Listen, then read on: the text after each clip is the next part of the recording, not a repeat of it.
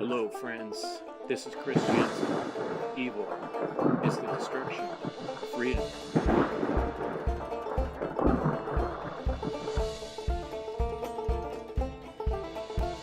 wanted to draw your attention to a couple great things you can check out when you're done watching this show.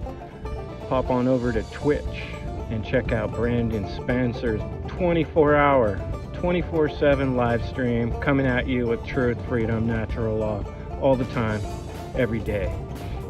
Also want to bring your attention to Mondays. You can check out my good friend Crip Rick on Revolution Radio at 6 p.m. Eastern, 3 p.m. Pacific. And now, I have a great show for you. Thanks for joining me.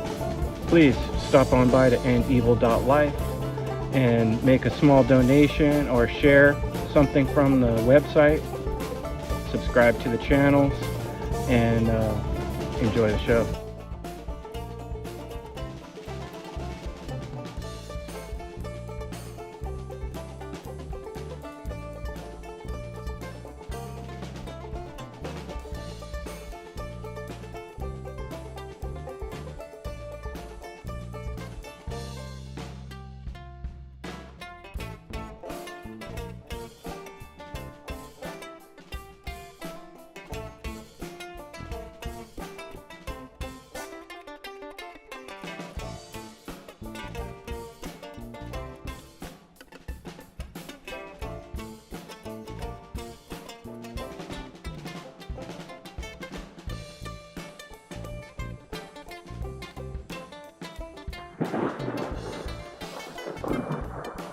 Hello, friends. This is Chris Jensen. Evil is the destruction of freedom. Evil is the destruction of freedom. And we've been studying symbology for the last few months, really. We've done quite a few episodes on various aspects of studying symbols and symbolism. And just recently, there's a huge development. If you've been to cubbyhole.com, I don't know if you've ever seen the work of Nate Cap. I'm very thankful and glad to have Nate with me tonight. He recently released Earth Brain 3, which is, almost 6 hours packed full of some of the most important studies on symbology that you can see. And so thanks so much for joining us today, Nate. Glad to have you. Thanks for having me, Chris. Appreciate it, man. Yeah, really been appreciating your work, and I'm hoping other people will check it out if they haven't yet. But you're one of my top tier folks I like to go to for studying symbology. And so I thought maybe first you could kind of help folks out, like, why is symbology so important to the truth seeker? Well, it's a really great question. It's a very vast question. And I would just say that it's very important because symbolism is in our everyday. And, we're using symbols whether we know it or not. And the more we become aware of symbolism, the more that we can, understand, the world that we live in and have more of an appreciation for it. And also to be aware of how symbols are being used to manipulate and control people. And I think it's very important that people become aware of the fact that they're using symbols in their language. Words are bundles of symbols. Every letter of the alphabet is a symbol. Every number is a symbol. You and I, each human being is a symbol. We're archetypes. We are beings that can, contrast each other. And because we're each human beings and we can see our differences, we can see our similarities.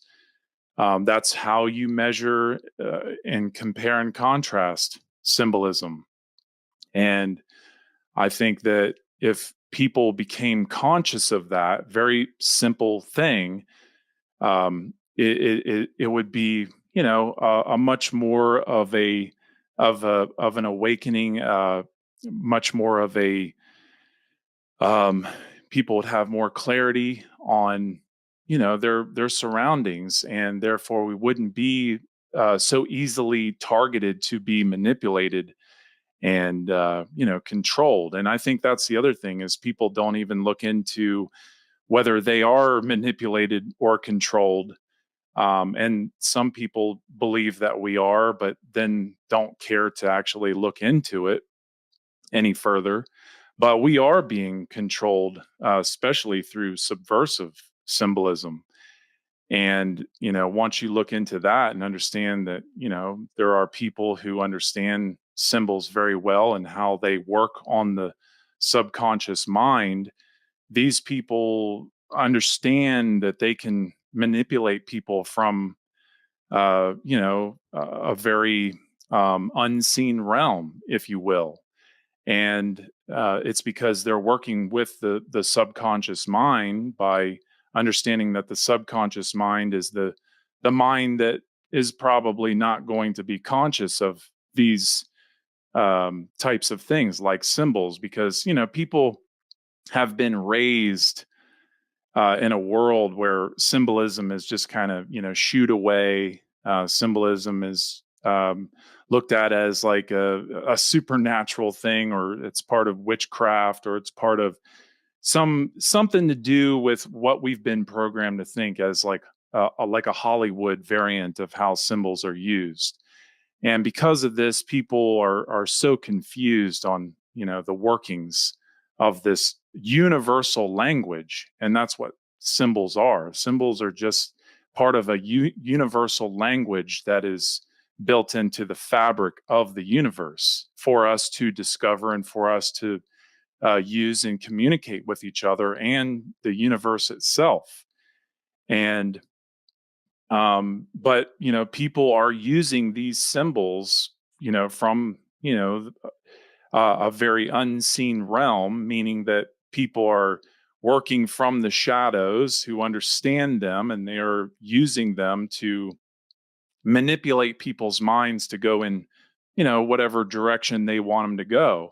And they do this through media, they do this through public education, they do this through so many different forms of different social systems.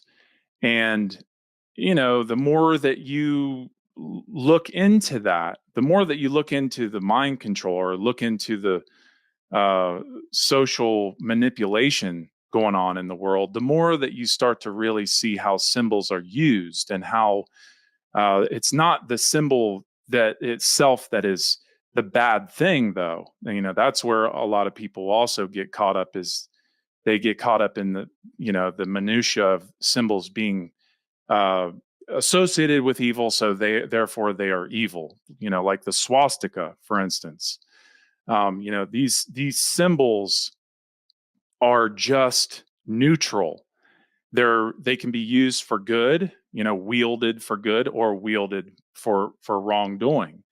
And because of this, this is why symbols need to be understood, because if you can become conscious of how symbols work and the workings of symbols, you can avoid being manipulated by how they're being used against you and others.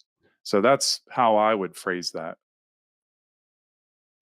And hugely important, because the grand picture of today's world is there is a heavy dose of authoritarian structures, whether you're talking about corporate or countries, or even central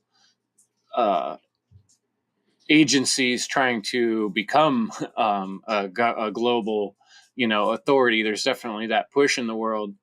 And so even though some folks have doubts about what's going on in the picture, and there's different ways of seeing things, one thing I've noticed that I really appreciate about symbology and understanding things in terms of like correspondence, I guess, is where the idea I'm really trying to get at here. As above, so below. And I had this kind of weird realization when I was young. It's almost like a realization you'd have on mushrooms, but I wasn't. I was about 14 years old, and I was just looking at this little dot on the ceiling. And at that moment, that little dot on the ceiling was a metaphorical representation of the thought I was having. And then I was like, oh, everything is a symbol of everything else. And, you can find a symbol for anything, which is sort of an amazing thing about reality in our brains, if you let that settle in. And so I guess it's a big thought. It's hard to struggle with, but I guess what I'm getting at is, I think, understanding this idea of correspondence, and that hermetically, the way reality is built, everything is sort of a reflection of everything else. And even though some concepts or ideas are bigger than what we can actually see or research, we can understand things about the unknown by extrapolating from what we do know.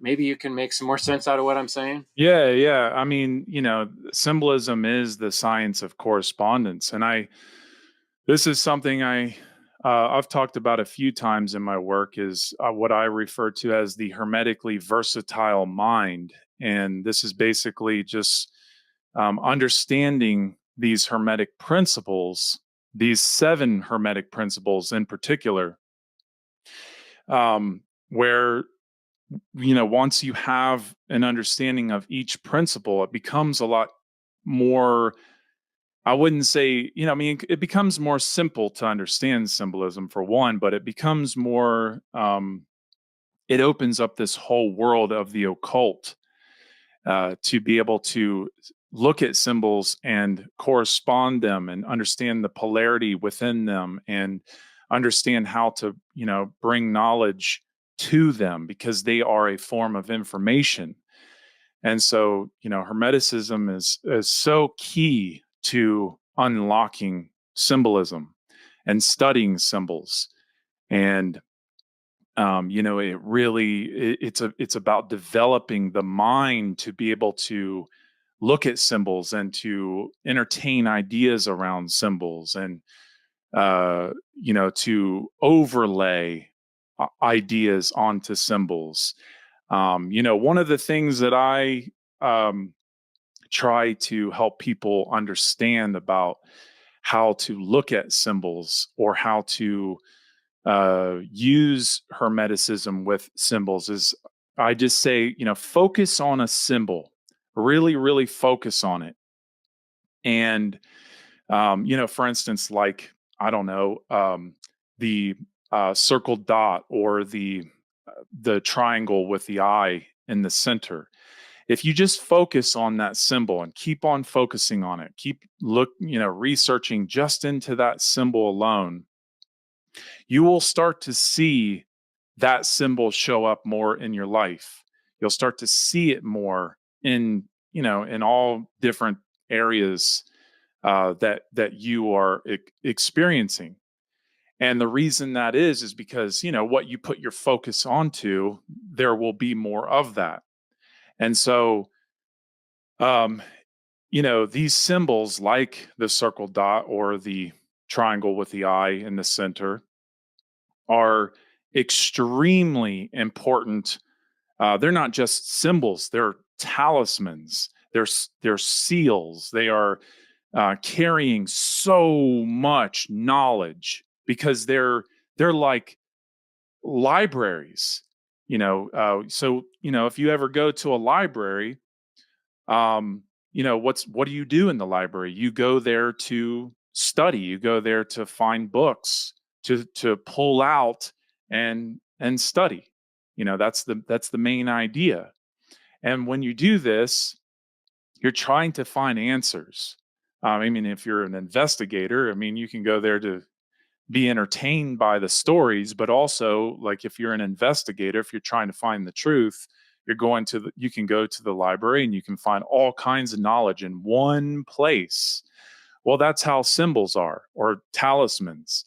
If you're going to a talisman or a symbol, it's like a library where you're bringing books to that symbol, to that information, and you're bringing books that are about that symbol and everything about that symbol. So that way you have more of an understanding just how simplified all of that information is and how it can be stored into one image.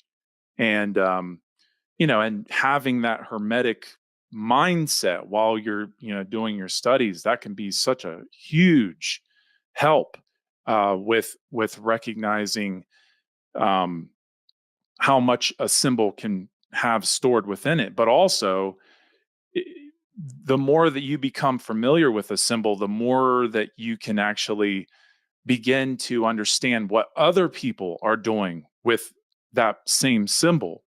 And so that's where you start to become conscious of, manipulators in this world, but also other people, other great, um, you know, um, uh, people who've actually put forth a lot of knowledge into a symbol, how they've uh, packaged it with, for progeny and posterity, for people to discover in the future, so they can actually have, some kind of chance at understanding the world that they live in. Yeah, and that process of discovery, partly I try to encourage our audience to work on their own content creation process, because there's nothing like putting together a presentation to really hone that skill and one's understanding of whatever the topic, like you're saying, when you focus on something and you really dig in.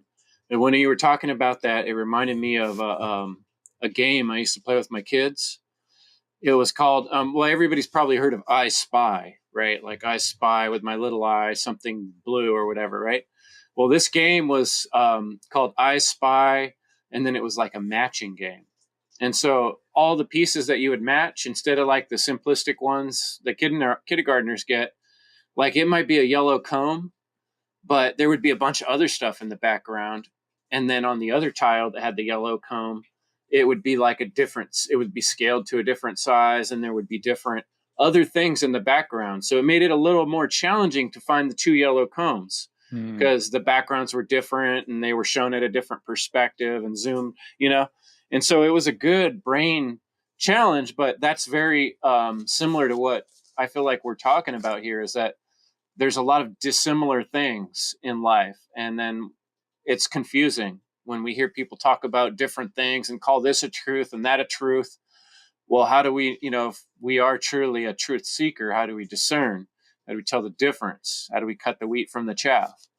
I think there's a real power in learning these levels of hermeticism, as you're describing, how to cut angles and see, when you cut a 60-degree angle, that leaves a 30, out of a 90. For me as a carpenter, like on a saw, there's set points: a 30-degree, a 22 and a half, a 45. These are very specific numbers that mean very specific things in terms of building a product. So when you understand the angles, which is the symbol, what we're talking about, then you can learn how to craft bigger ideas and work on bigger projects. So I think what I'd like to maybe you can help our audience out with next is this idea of the power differential in our world. How does this understanding of occult, I'm calling angles, whether it's knowledge of the heavens or knowledge of times of history and things that have passed, how does this knowledge differential really give power to those in power now, or how can it give us more power as individuals?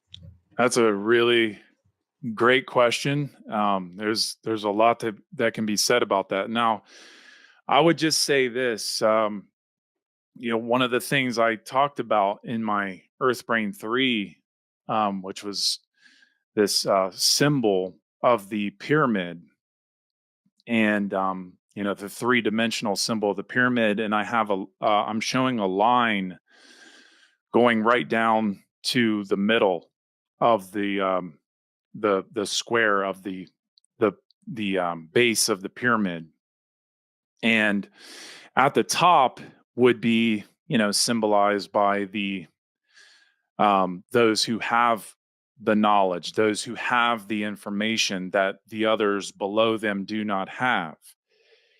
And because they have this knowledge, they can basically compartmentalize that knowledge to where different parts of the control system, that go further down in degrees of the pyramid, those people have different parts of the knowledge, but they don't have the whole picture. Only those at the very top have that whole picture. And, I even call these people the R complex dominators of the world, because that's what they're really operating from. They're high level, controllers through having knowledge that no one else really has. And one of the things I talked about in that presentation, also dealing with that, is the word news, which is an acronym for all the different directions. And so you have north, east, west, and south. That's what news, the acronym for news, would stand for. And so that means that, when you're getting your news or you're getting your information, it's to basically keep your mind, or the masses going in all different directions. It's to move the mind in all different directions at any time they want, because they have all this knowledge. They have all the information. And so when you look at the word media, which is the news, the mainstream media news, media means medium, and medium is the center. Okay, that's what medium stands for, is the center. So they're controlling the center. And if you're, also familiar with any of the symbolism that I've been, covering regarding the spirit is at the center. When you're talking about the square with the point in the middle where you find the X. So to have basically wielding power over an X symbol, especially with in the mainstream media, I think a lot of people are familiar with the X. The middle of the X represents spirit. So they are literally controlling the spirit, and keeping everybody in a material minded direction. So keeping the mind in news is keeping the mind in a material mindset. Okay, going in all different directions, but never going to the center, never trying to discover the center. Because if you try to discover the center, that's where you're going to discover spirit. And when you discover spirit, that's when you're going to realize that this whole control structure is, it's there to keep you and everyone else oppressed. It's to keep you and everyone else looking outwardly. And so when it comes to, the dominators of this world, they want control. It's the R complex at its highest form with knowledge. So, when you combine knowledge with people who are, ultimate psychopaths, and even secondary psychopaths, you're basically, in a world where there is this absolute dominance, because not only are these people willing to, have other people killed or murdered or, destroyed or enslaved, they are withholding knowledge that could actually empower people and, bring people together. Because that's one of the things that a lot of people don't understand, is that the reason that things are so bad in this world is because everything is compartmentalized, which means that it causes division. So the more division you can have over people and their minds, internally and externally, the more power you can have over pretty much everyone. And so that's why the news is such a huge topic in and of itself, the media, because we have to take that back. That's why we have to bridge ourselves together, because we're being systematically divided on all fronts. And it's because of this, control of the center. And so the more that we learn the center, that's why I'm really trying hard to push um, all this knowledge out onto the table, the round table of the circled dot symbol and the cone symbol and the X symbol, is because there is a center mark. And that center mark is spirit. It's the thing that they're controlling. It's the thing that they're not allowing us to get to, because they know that if we discover spirit, that will be the way that we, come back together. And when we come together, we become a very, very strong species. We become that's where evolution takes place. As long as we stay divided and don't understand symbolism, we'll just continue to be, have our minds go in all different directions and stay divided, and therefore always at war. And, we will never see any kind of real harmony in this world. It kind of reminded me of the Dark Crystal. You have Yes. the Skeksis, right? And then I'm blanking out on the names of the other guys that were the other half, but basically in the end, when the crystal's repaired and the two opposing creatures come together, and they're like a more powerful being, and they can all work together now.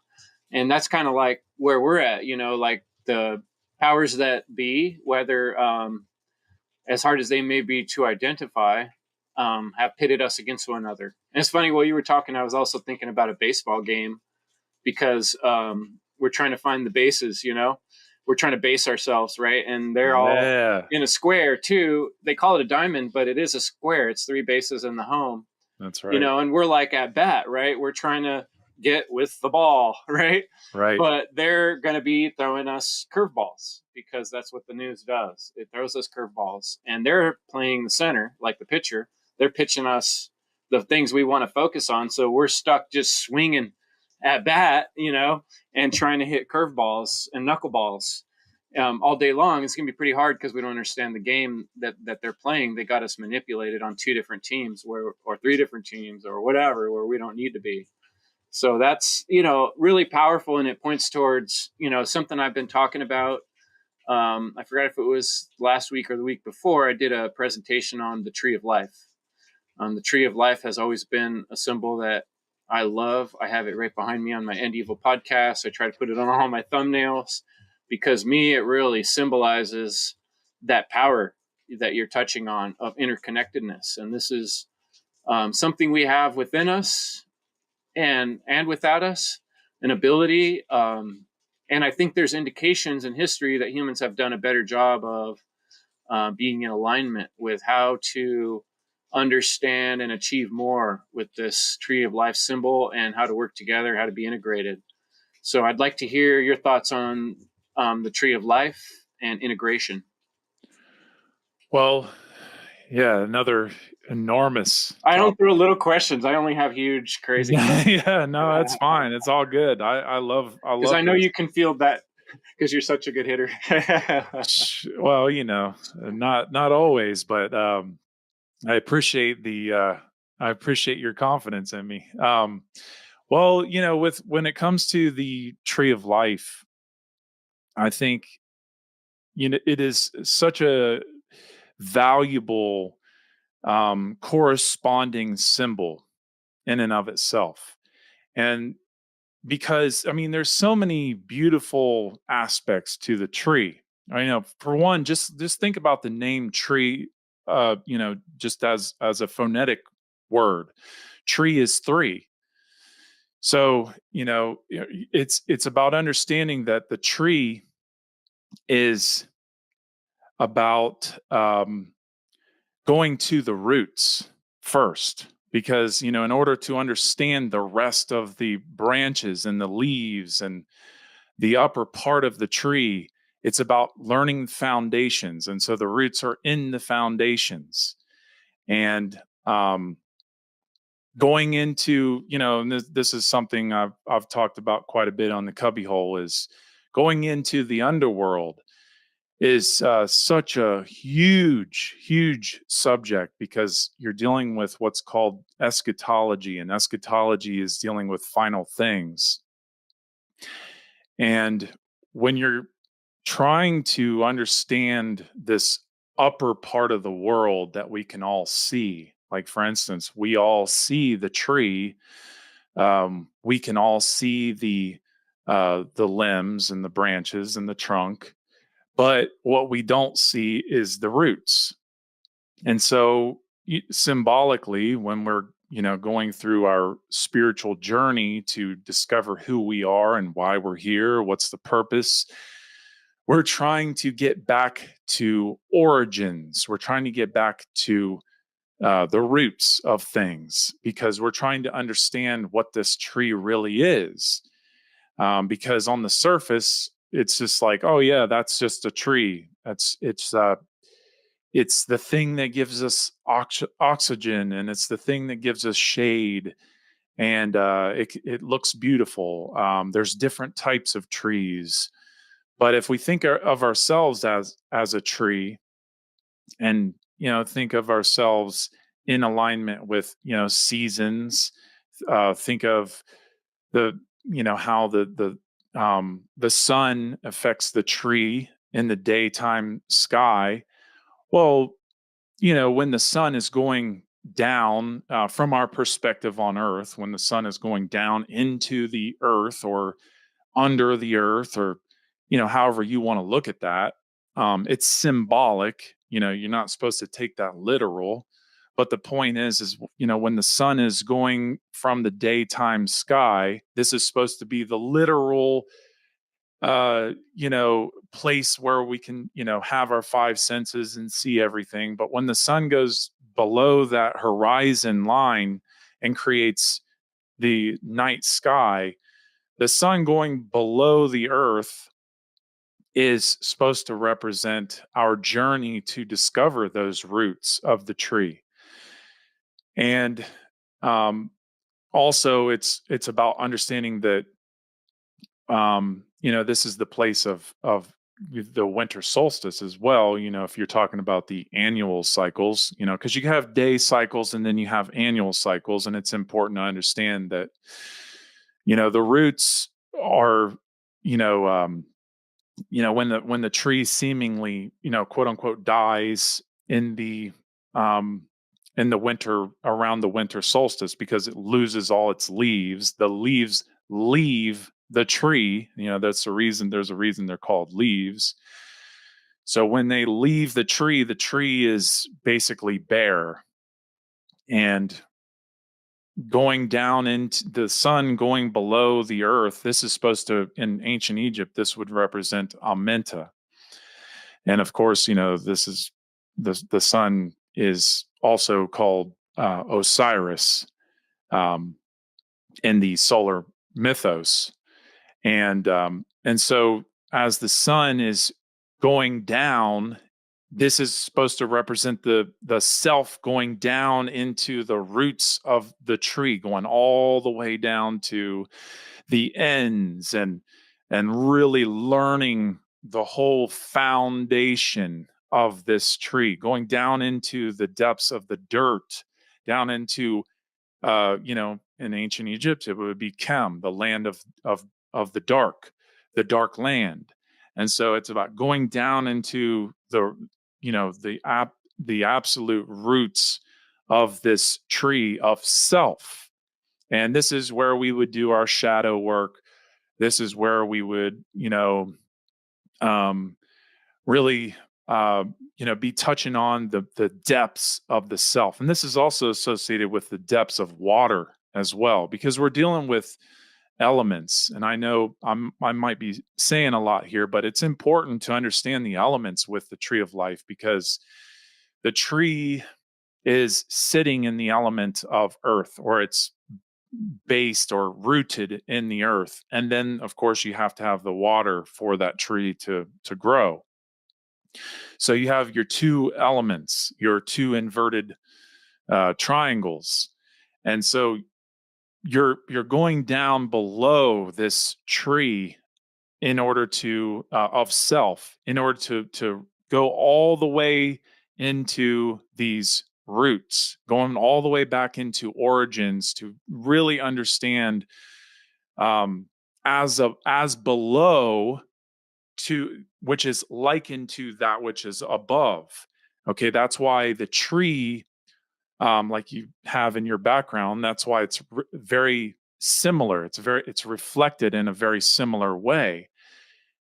And so, as we learn that, this is where, this is the idea where, this tree can grow good fruit, and that's the same with the self, to when the sun comes back around going through the winter where there's no more leaves, the roots are still alive. The tree is still alive, but now it's going to be reborn again with, bearing new leaves. It's green. It's raising to the sun. It's growing fruit. Maybe it's an apple tree or orange tree. Maybe has lots of flowers, and that's supposed to represent our being, in the spring, raising up as like the hero of the self, to be raised with the spirit, because we've done all the shadow work in the roots of the self. We've faced everything down below, and now we're reflecting that back into the material self, or the material body.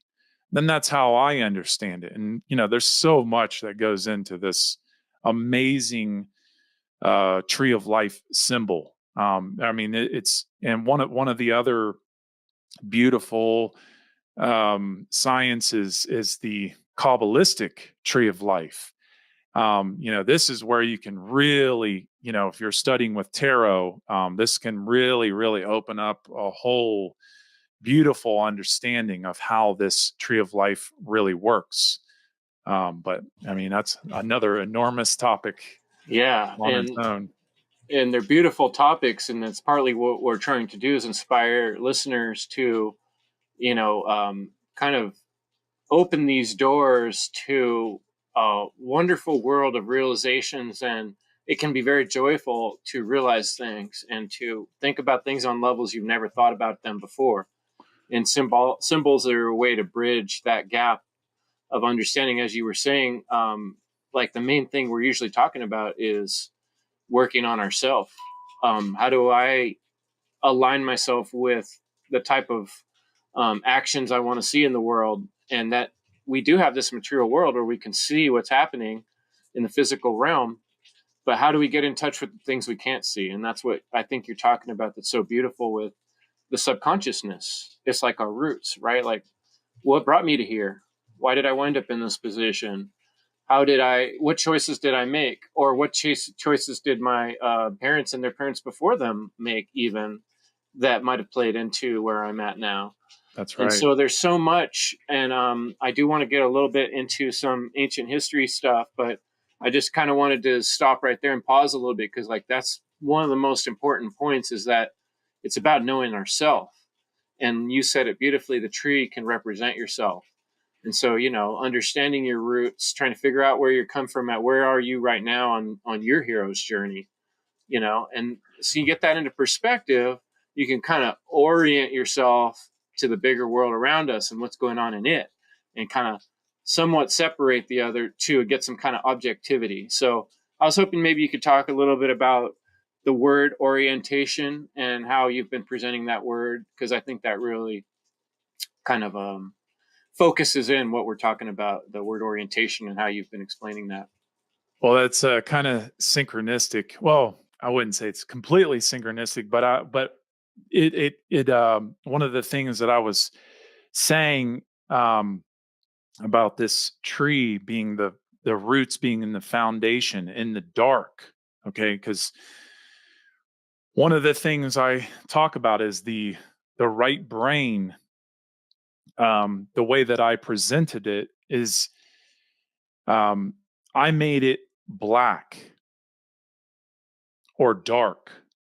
Okay. And that's always associated with the sacred feminine, because it's receptive of light. And so the left brain would be then the light part of the brain or the white part of the brain. And so I made that association because it's about understanding foundations. It's about understanding light and dark. And so you have your sacred masculine, which is light, and your sacred feminine, which is dark.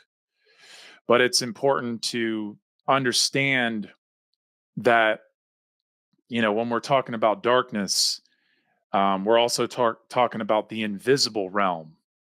So we're talking about, spiritual laws. We're talking about the unseen laws or the occult. And so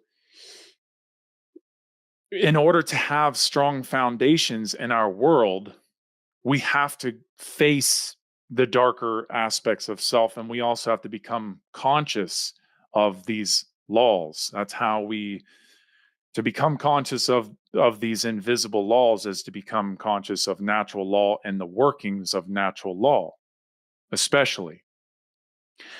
And what I'm getting at with this is that, when you look at the tree of life, when you look at the roots in the, like if you're looking at a circle and you're looking at the tree of life and you see the trunk is, crossing this horizon line and the roots are down below, and then the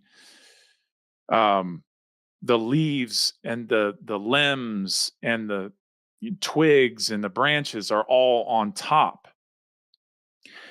This is so key to what I'm talking about, because if you think about the right brain associated with spirit or the sacred feminine or darkness, well, it's also associated with the foundation where the roots are. So this is dealing with soil. This is Chem, the land of Chem. This is soil. This is where the roots are, okay, of the self, because we have to understand that our soul, our mind, our brain is basically the whole garden, the whole sacred garden. Okay, that's why you have these two trees in the sacred garden. But this tree of life is so powerful to understand when we're talking about orientation, because if you were to, turn your head on its side, on the right side, you can look at the right hemisphere as the soil. Okay, and then the roots of the tree are in the sacred feminine. This is the nurturing part of the roots. The dark part, the part that everyone's so afraid to go into because it's dark. People are afraid of the dark, but this is where spirit is discovered. And then, the top half of the tree of life would be associated with the sacred masculine. Okay, this would be the material part. And when they're working in unison, you realize, like, well, spirit really is material, and material really is spirit. And that's something that I think can really only be understood by someone who really cares enough to see it that way. It's not easy just to, try to tell people that those two things are one and the same. But remember, we can't understand the one without understanding the two. That's the whole point of understanding things divided in order to understand them as a whole. So when it comes to orientation, this word orientation, just the word itself, is one of the most important, valuable words that anybody could ever discover or could ever, understand very deeply. And the word means the direction east, the direction of the rising light. And so when it comes to orienting the mind, we must first put ourselves in a very elementary position of the mind. Something that can set, reset our mind. There has to be a reset point or a starting point of orienting where we can start somewhere that makes sense, that we can grow from, with everything else fitting into place. And so, from my understanding, from my research, I discovered that orienting, the direction east, and this is nothing new. I'm not, by me saying that, this, my research, I'm saying I discovered this, but it's nothing new, because the word orient, whoever, people who study the Orient already know that, yeah, this is the direction where the sun first appears, in the east. So facing that direction means you are taking your hemispheres, you're symbolically overlaying your hemispheres in alignment to the hemispheres of the earth. So facing the rising light, because that's the only way that it makes sense. It wouldn't make sense to face the west because there's no rising light. But when you face the rising light in the east, this is where you start to understand the alignment of the right brain to the south and the left brain to the north, which means that the sacred feminine is in the south and the sacred masculine is in the north. And when you orient your brain to this, now you start to understand the direction of self, that the soul is aligned to the soul, the sun. The sun is the soul. So you're putting yourself in alignment to the soul. And that's one of the most crucial things that anybody could ever come to understand, because we live in a world of materialism and people don't understand the soul, they don't understand spirit. And so this would be the first, when it comes to orienting the self for everything else to make sense. I would begin orienting the mind to the east and understand the hemispheres, right with south and left with north, because this is what's going to help us understand spirit in the south and material in the north. And this will really help us understand why our world has become so materialistic. So there's so much more to add on to that, but I just want to make that clear. And, like I said in the beginning, folks, Earth Brain 3, you want to get into these topics on a deeper level, start working your way through that presentation. And as far as that goes, get back to Earth Brain 2 and Earth Brain 1. Nate has done a colossal work helping us all kind of understanding these things, giving us some keys as a way to look at things. What's striking me when you're talking, and I really liked in your Earth Brain 3 presentation how I love aesthetics, and in your image, it was like a shadow on your face, and you're kind of even getting that now a little bit. Oh yeah. Where it was like dark on one side of your face and then light on the other, and it was like so much with the theme. And what I was talking about in the beginning, where I think symbols can be a struggle, or truth seeking in today's realm can be a struggle, because it's a world of polar opposites, and it's a world of dichotomy. It's a world of paradox. For instance, you talked about some of these things, but two different poles on the earth, right? We have hot and cold. Are they the two opposing things, or are they both elements of one thing that we call temperature? Right. So understanding symbology and the things you're talking about in terms of orientation inside of this realm we're in are ways for us to find some kind of solid ground to stand on. That's right. Instead of just getting, like I was talking about before, cyclically sent around the base thinking of the diamond of the baseball field, where they want you to be competing with everybody and just keeping your mind on this base, most simple things. And we're trying to say you can be illuminated.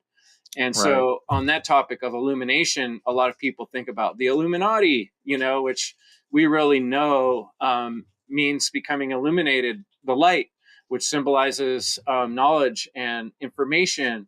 And I've seen a lot of your work on Freemasonry.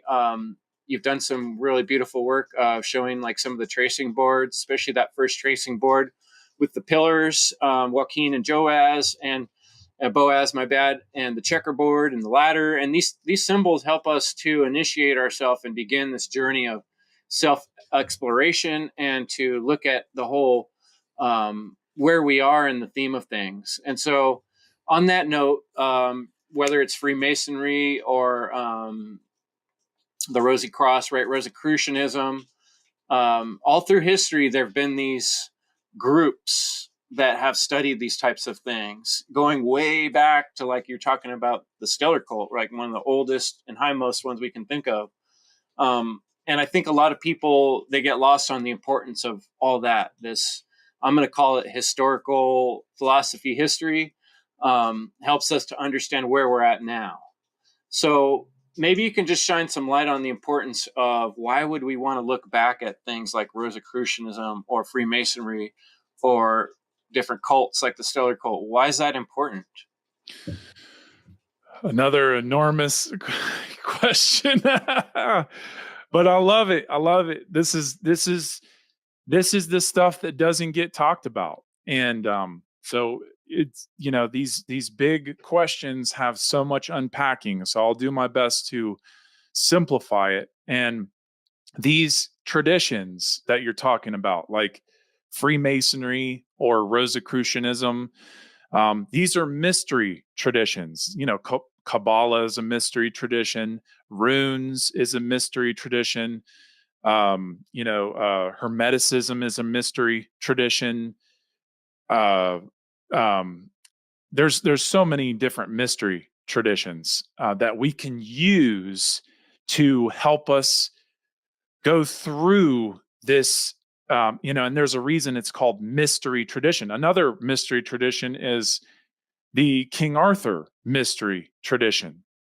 A lot of people just don't understand how that could be a mystery tradition, but one of the aspects of King Arthur is the Mist of Avalon. And the fact that it's called the Mist of Avalon means you're going through the mist, because it's the mystery. It's my story. It's your story. It's every individual's story about discovering themselves, because it's about understanding that it's going to take you to penetrate that veil and go through the darkest aspects of self. And so what these mystery traditions do is they help the individual understand something that may sound a little bit religious, because a lot of religions do use a similar science. And the reason is because they're using something so elemental. They're using elementals, but then what happens is, over time, the religions have this exoteric, control system mechanism in place, and where they're controlling all these, pagan sciences, all these nature cult sciences that have, evolved over time and also become corrupted. And these religions begin to, develop, because they've lost their, the people have lost their chronology. The people have neglected a lot of the sciences that have been, put forth by these ancient people who really cared a lot about when to plant and when to harvest, or how to understand yourself, how to understand, the growth of self, how to look deeply within the self. And so then these religions come along and they have a lot of that beauty, a lot of the sciences encoded into their religions, into their teachings. And then these mystery traditions are basically holding on to all those sciences that can help us understand these, major institutionalized religions and their teachings. And so, Rosicrucianism, Gnosticism, even Freemasonry can all help us understand Christianity. And when we're talking about Freemasonry, I look at Freemasonry as like the web of all esoteric systems, and that means that you can use Freemasonry in all mystery traditions and all religions, because you can. It has, when you really get into the richness of the symbolism, you realize it's everywhere. But then you realize that all these mystery traditions are all interwoven with each other anyway, because they're all dealing with something very similar. And that is, for one, mystery traditions are more spiritual, because it's just really helping the individual understand themselves and develop the self. And that's what spirituality really is in a nutshell. It's just about, self-development. And so as you go further back into the mysteries, into, the solar cult, for instance, the solar cult is a sun worship cult, a nature cult. It began as a nature cult, and then it has been highly corrupted, in the past 40 to 70,000 years or so. And this is something a lot of people don't want to talk about, because they get afraid of these big numbers of years. But once you start learning how to measure time cycles, it begins to make a lot more sense. And also paying attention to weaponry and the evolution of weaponry and the evolution of symbols, and the just coming in contact with mythology and eschatology, that can really help us understand how to go further back into these ancient nature cults. And these are totemic cults. They're totemic. And so totemic means these are, and when I'm talking about cults, like the solar cult, there's because you talked about the stellar cult, and the stellar cult is the first of the totemic cults, the totemic nature cults. And then comes lunar, and then comes solar. And I would say we are mostly in a solar cult collectively in the whole world, mostly in a solar masculine dominance worship cult. And because of this, this is what these mystery traditions can help us further understand, because they are preserving the myths, like Thelema preserves the myth of Osiris and Horus and Isis, and same with Freemasonry. The same with King Arthur to some degree, because we have to understand these mystery traditions are preserving science of the sun, the solar cycles. And, that's what the zodiac is about. And the zodiac is a tracing board as well.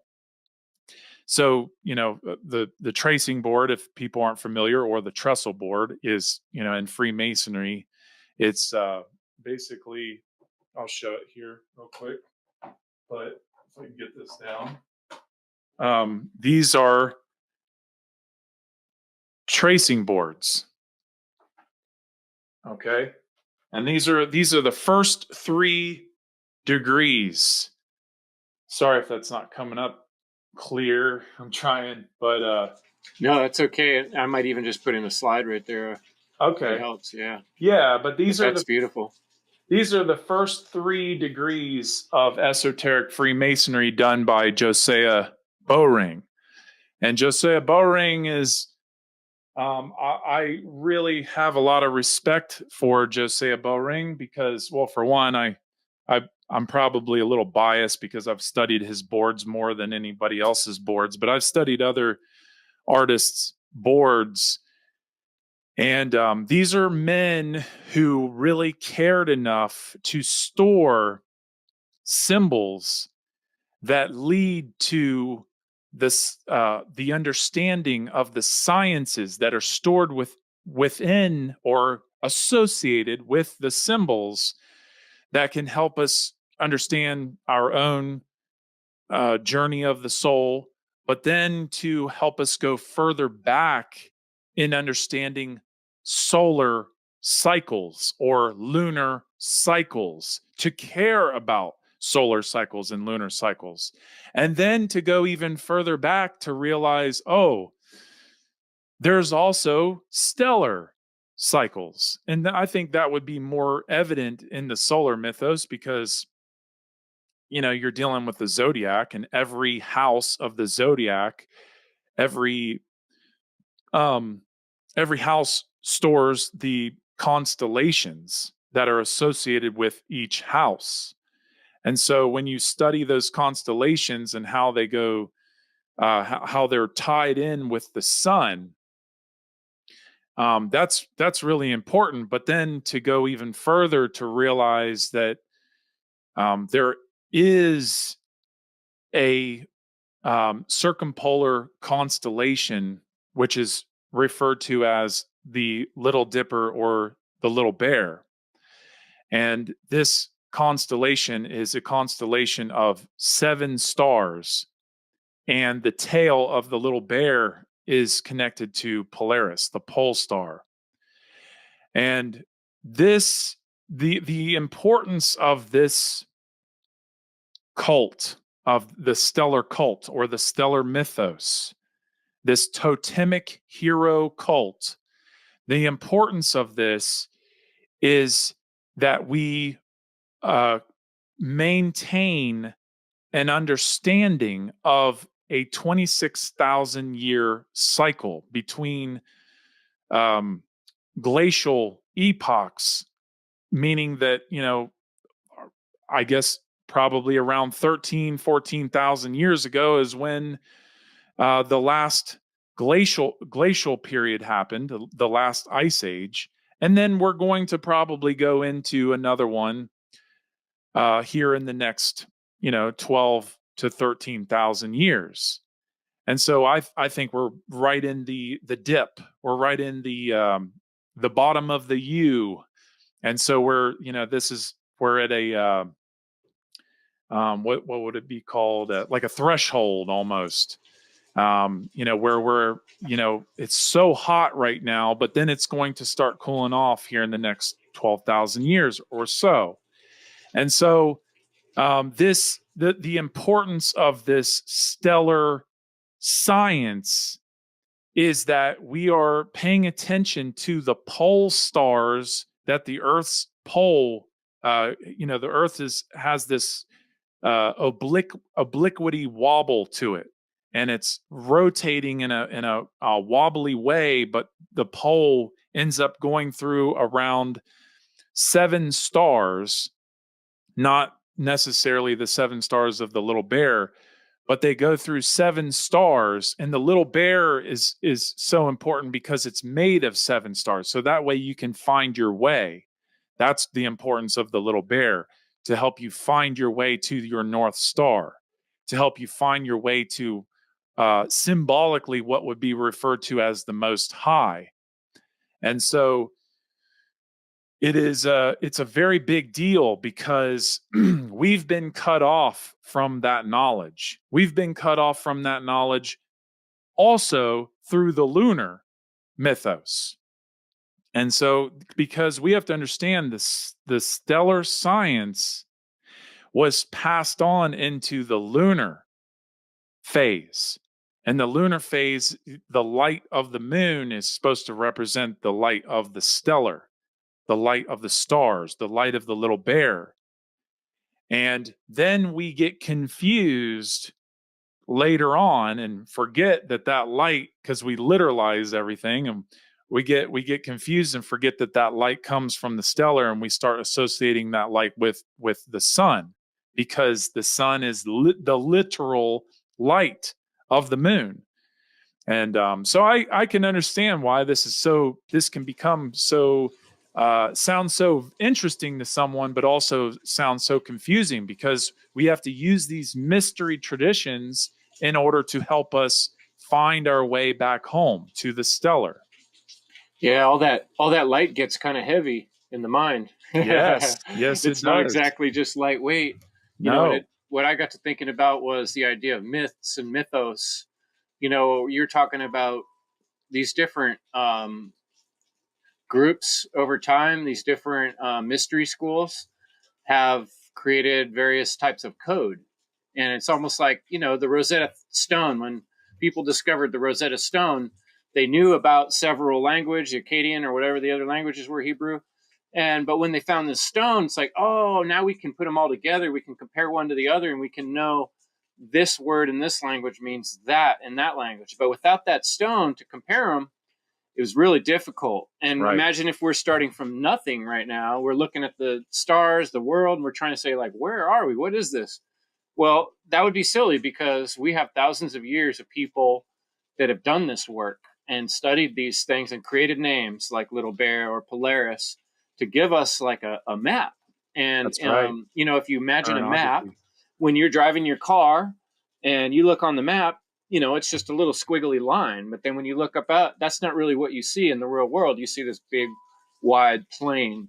And so the map has within it also a key, right? And the key tells you, like, oh, black lines that are straight mean roads. Blue lines might mean a river. So this is kind of like what these mystery schools have done through time with myths. They've created stories that explain things, almost like the way we create a little song to remember something, right? Right. It's a way to understand things, and we're giving this to you. And there's never been a time in history where so much of this is available to you as a human being. These have been secret, hidden all through time. You're going to get killed if you spread the secret kind of thing so many times in history. But right now, Pandora's box is open. Right. And we have it all at our fingertips, which is massively confusing because there's so much information and data that it'll blow you away. Yeah. But if we use these keys that people have created, we can orient ourselves. That's my way of interpreting what you said. Very well said. I hope that helps people understand. Yeah, man, you simplified it. I mean, we have to understand this, that the information that is stored even in religions, okay, a lot of people are very quick to just want to throw away religions of the world. And I would say be very careful with that kind of mentality and attitude, because these religions are carrying remnants of the sciences of, you know, these great cycles that we live in. And well, I've been doing those episodes on the parables of Jesus just for that reason. You know, I'm not trying to tell people you should be a Christian, not at all. Right. In fact, my story is I grew up in Christianity, and I realized when I was like 17, 18, like, nah, I don't want to be associated with being called a Christian. But I appreciate a lot of these stories and what they mean. And I think personally the differentiation is, if you're telling a story to understand something, or you're listening to a story to understand a concept, that's beautiful. But what religions so often do, what makes them religions and why they're evil, is because they try to make you believe the story. Right. As if it's literal. Yeah. So now we're saying, oh, no, there's actually a bear up in the sky. It's not the shape of a bear. No, it's a real bear. You know, it's like, that's silly, and it puts people down the wrong way of thinking. And that's why when we talk about a lot of things, it gets all conflated, because people are thinking of literal. So it is actually, in my opinion, evil to tell a story as if it's true. Yes. And tell people, no, you got to believe this story. This guy actually said this thing. I'm like, no. these mystery schools, these wise people over time have studied these stories because they contain with them a code, a key to understand all things. Right. Yeah. I like to say that um, we exoteric and esoteric are equally as important, because the exoteric is the story. That's how I look at it. It's the story. Like the myth is the story. But then it's up to you, the individual, to go extrapolate the science out of that story, AKA the esoteric, or when it comes to myth, it's the same. It's the esoteric. It's the science. You're trying to extrapolate as much as you can what is surrounding that myth, because as this is why oral tradition is so important, because when you're talking about, like, for instance, the myth of Osiris, when you start to esoterically break that down, you start to paint a picture of the science that is actually taking place. And a lot of people would not really understand what that means until you start to explain it from, more of a the science of astronomy, the science of seeing how the science of the sun in its day trek, or its annual cycle, or even its glacial period cycle. Well, that science has been stored within the myth as a story, like Osiris. Osiris preserves the story of the sun and what the sun, goes through. And then there's all these other, things, additions to the story to help us understand that the sun is actually our teacher. The sun is teaching us, and we're just like, okay, well, the sun is teaching us this science. Well, how do we get everyone to understand this science together? Well, storytelling is so much more valuable than just telling everybody, well, the sun, goes this way this day, and then it kind of goes a little bit higher this day, and a little bit higher, and a little bit higher. It's like, okay, well, that doesn't really stick with a lot of people. It's very super left brained. But if you can tie that left brain science with right brain storytelling, now you have a holistic perspective of, the beauty of not only knowing when to plant and when to harvest, because it becomes this cycle of learning how to live on the planet. But then it becomes, oh, I'm seeing that the sun is actually teaching me the way in which the um, birth, growth, decay, and death take place in the world. And what is death? Well, when you watch death from, the fall equinox down through the winter solstice to the spring equinox, that whole dip of the sun going down to its lowest place in the winter solstice down in the southern hemisphere of Earth. Well, this is teaching us a lesson. This is teaching us a valuable spiritual lesson of the journey of the soul, to help us understand that, hey, don't be so afraid of death, because we're going through these beautiful cycles, and it doesn't mean that we're bound to the cycles. It just means that we're on this beautiful, um, uh, organic, orderly cycle throughout the whole universe, which is connected with all these other cycles. And therefore, if we learn how to harmonize with those cycles through these myths, which carry the sciences, that's where we'll start to see that, oh, there's something so much more to myself and others. There's so much more here. I don't have to be ignorant and not use my higher order thinking. I can actually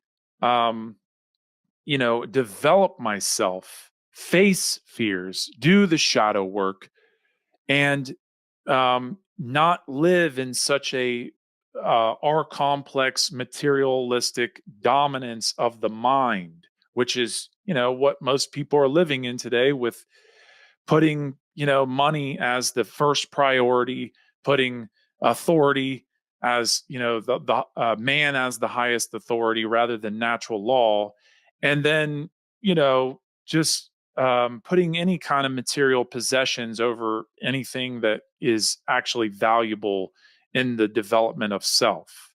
And so that's what these great cosmic teachers are here to do, aka the sun, the moon, the stars, and the planets. They're all teaching us. They're beautiful teachers of self. And that's why when you study astrotheology, that's why you really start to understand how connected you really are, and why those sciences are made into myths that have been passed down through these mystery traditions and then all the way into the corrupted religions that we see today.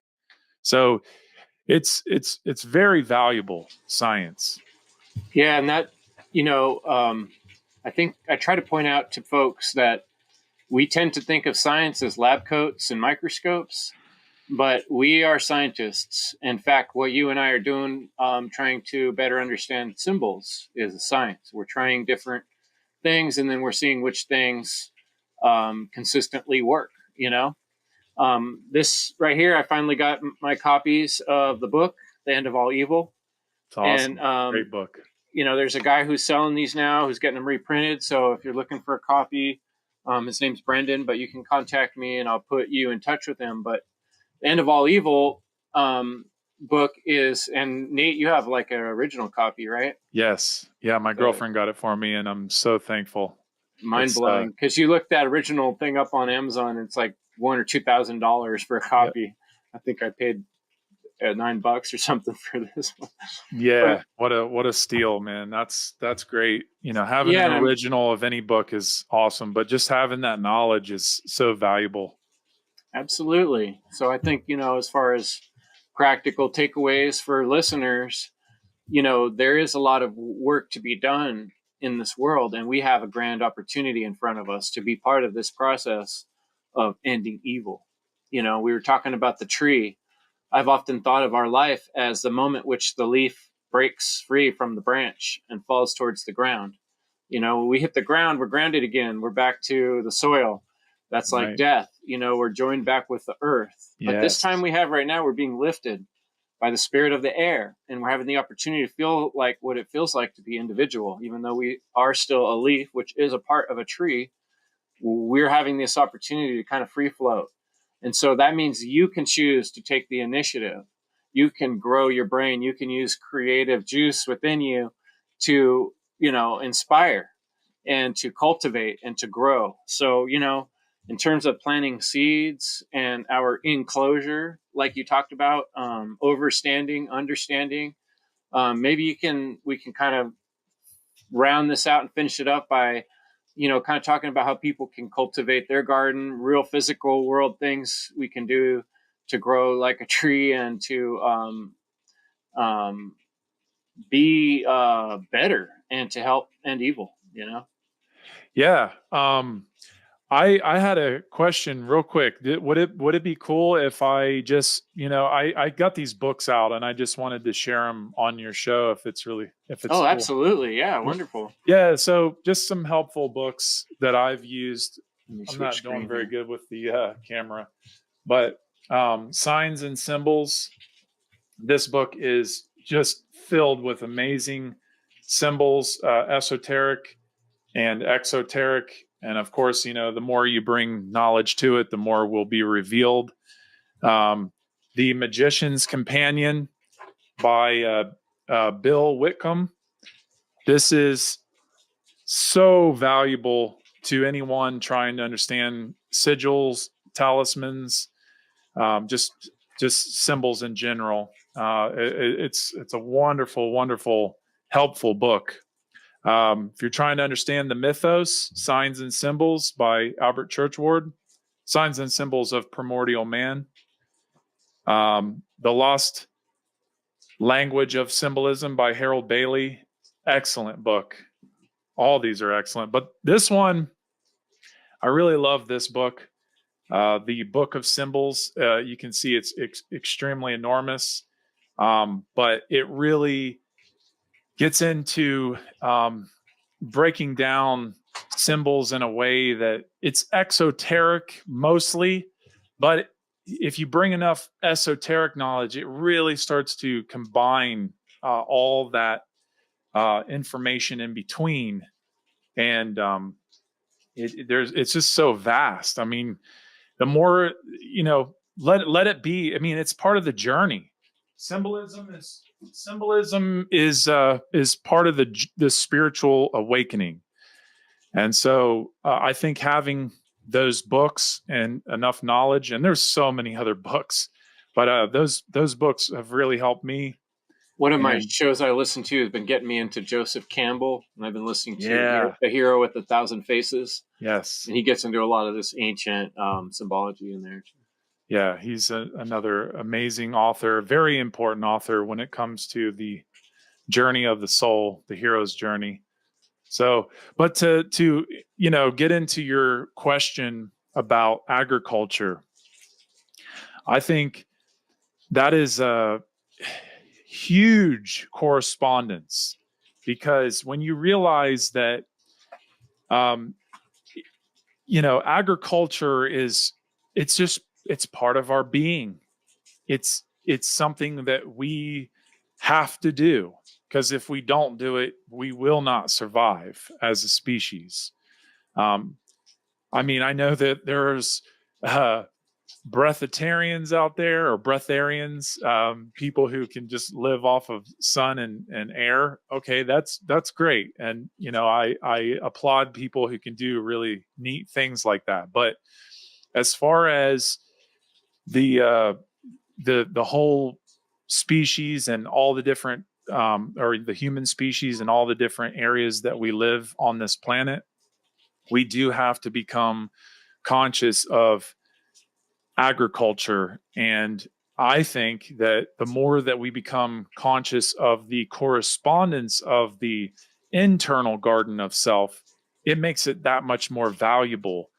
Because this is what I got into with culture as a way of cultivating, right? That's what culture means, to cultivate. And that's, this is where this word cult also has an importance in understanding, because a lot of people don't understand, there's a modern understanding of what a cult is, and there's an ancient way of understanding what a cult is, but it's about more so understanding in today's climate, cults are basically violent gangs or violent groups or groupthinks, and that's a whole nother topic. But when you're talking about cults in the ancient world, nature cults, you're talking about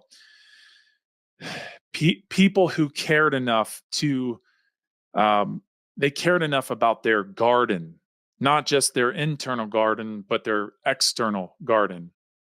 And they cared enough to cultivate what was going on internally within them, to grow something good, because they were aligned to natural law. They were, and I'm not saying every single person's aligned to natural law in the ancient world. I'm just saying that natural law is a very major factor in internal cultivation, because it's about reaping what you sow. So if you're sowing seeds of good into the world, if you're sowing seeds of, if you're even, um,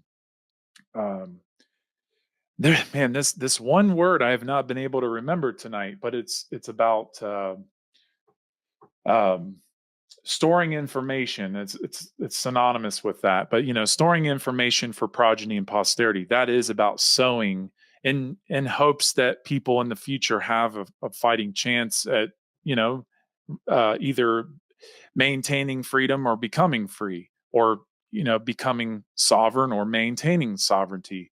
And that's what we're really trying to do, is we're trying to fight for our sovereignty.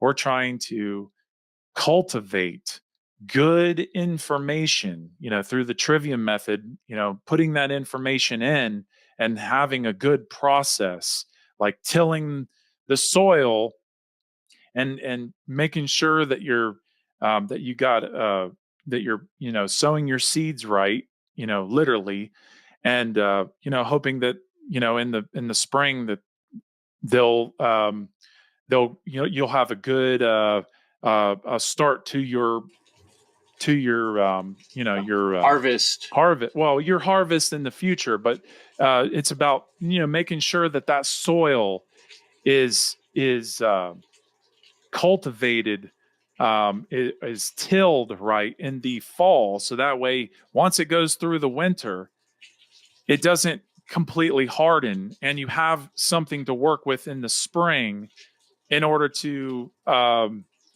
plant something that's actually going to grow and bring you good fruit, and of course a good harvest. So, and I know I didn't really say that right completely. No, you did a beautiful job, because that is the perfect allegory and metaphor, or metaphor is probably a better way to put it than most things we do in life are not done like with one big decision. Right. I'm going to start making a podcast. Yeah, right. It's done by getting up every, Thursday morning and actually creating that podcast and publishing it and putting it out there where people can get it, or whatever it is you're doing, a piece of art.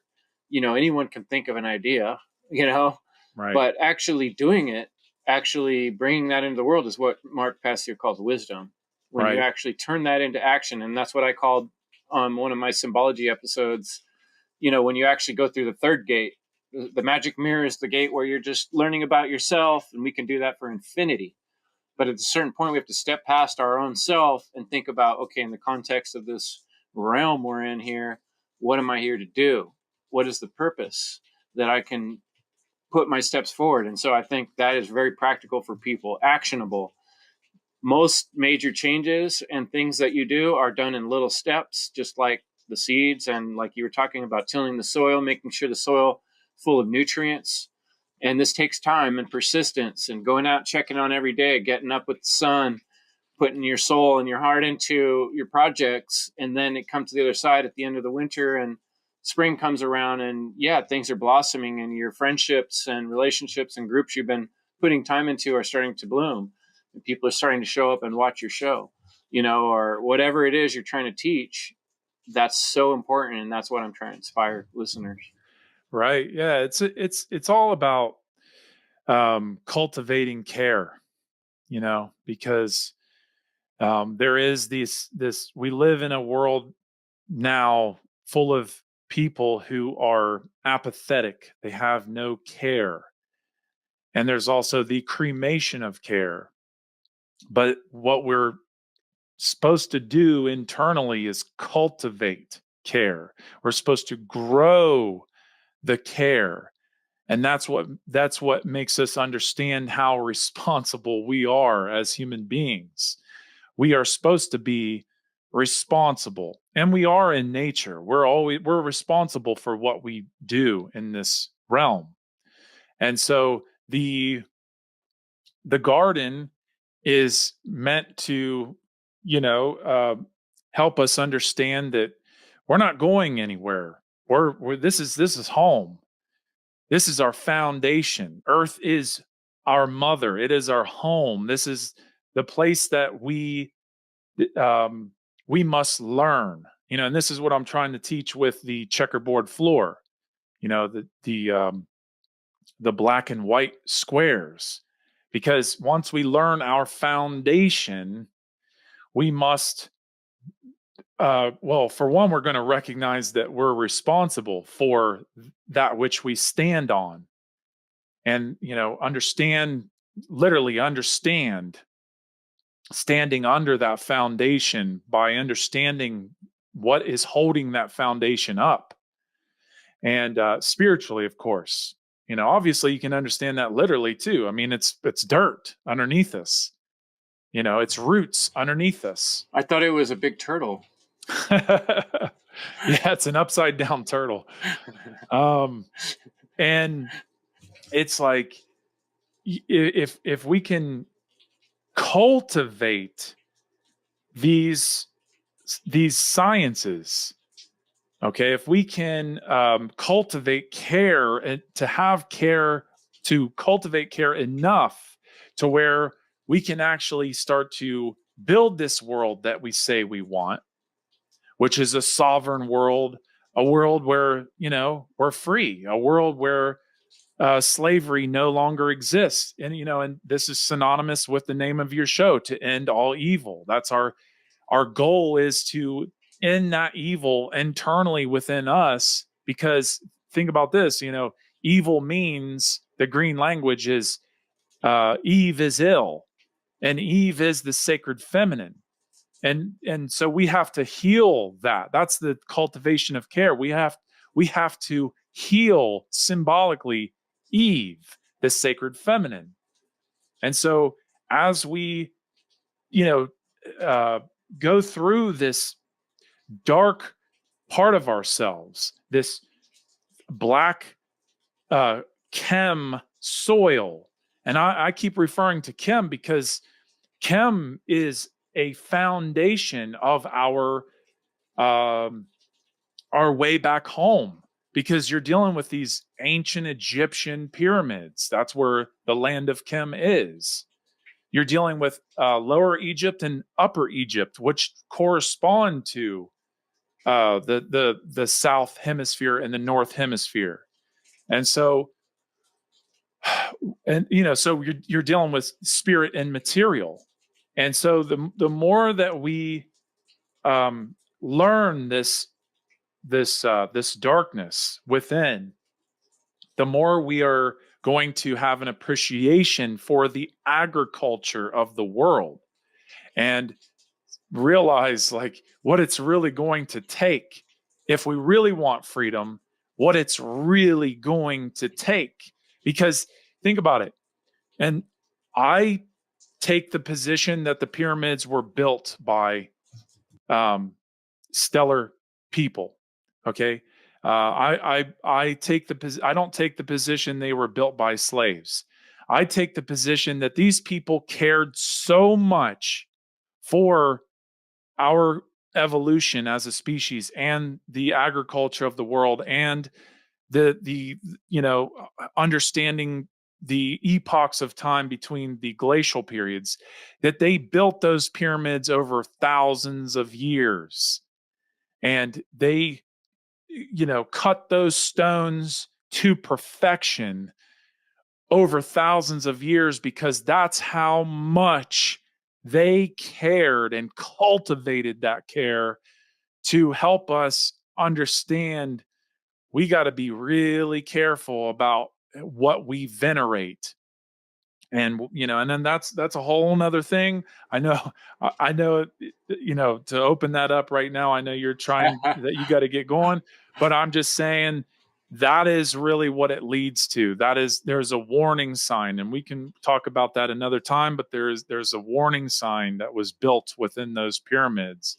And I'm telling you, it is one of the most important things that anybody could ever awaken to, because we have to realize that's how much care it's going to take in order to bring ourselves back into a harmonized world with nature. Yeah, that's beautiful, Nate. It does. Yeah, you're right. That is a whole giant ball of wax, but it is kind of like one of the last things I was hoping to touch on. And so it's perfect the way you did it, because I think this ancient history and the science of studying, you know, does point towards all these things on the earth that seem so mysterious. There's a message that was left. And you definitely get the indication, I do, through the work you've done, Douglas, and many others, even some modern archaeology folks who generally are not the mainstream, are showing that these somebody, somehow, some people, some beings in the ancient past kind of had their stuff together to an extent that we don't right now. They were able to do things and leave behind things that we still don't understand completely. But when we orient ourselves to some of the Hermetic truths, we see that, yeah, it's a message of care and a warning for what can go wrong if we don't care.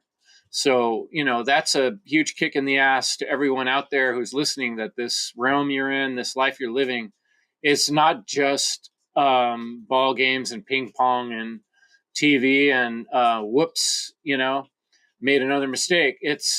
We're here to do science. We're here to learn, and we're here to grow. And we have a spirit and we have a soul, and you have one of the newest technologies that the universe has to offer. So don't waste it. Don't waste your time here. Do something good with it. And Well said. so yeah, let's close it there. Check out cubbyhole.com and evil.life. And any last words you want to share with our audience, Nate, I really appreciate your time and your words. Thank you. Well, first of all, I really appreciate you having me on. I really, really appreciate all the work you've been doing regarding symbolism, and well, you know, all the work that you've put out. But man, some of your shows that I've been fortunate enough to watch have been really great. I think it's really wonderful what you're doing, bringing people together, having your round tables.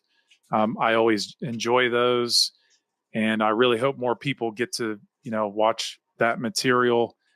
And you know, it's this kind of behavior to, you know, see, people don't even realize that just doing shows like this is helping further the education in yourself. So that's why, you know, I hope that we're inspiring those of you out there who will hopefully become activated and putting this type of work out yourself. So that way, not only will you, you know, start to learn this information better, but then you can, you know, this is one of the greatest ways that you can help get the message out.